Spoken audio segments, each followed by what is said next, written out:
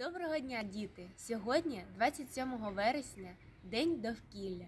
Природа – це наш рідний дім.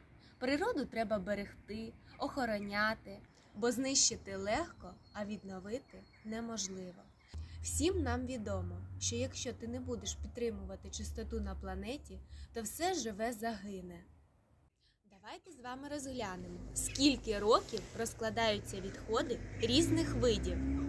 Подивись, скільки потрібно часу для того, щоб розклалися відходи. Сортування сміття допоможе перетворити його на ресурс, робити з нього речі чи енергію та зменшити кількість сміттєзвалищ. Скло переробляють для виготовлення скляних виробів. Папір переробляють для виготовлення туалетного папіру та лотків для курячих яєць. Пластикові пакети переробляють для виготовлення сміттєвих пакетів.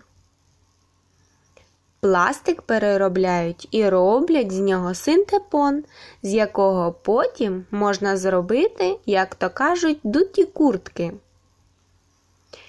Алюмінієві банки переробляють та роблять нові такі банки. А органічні відходи перетворюють на добрива.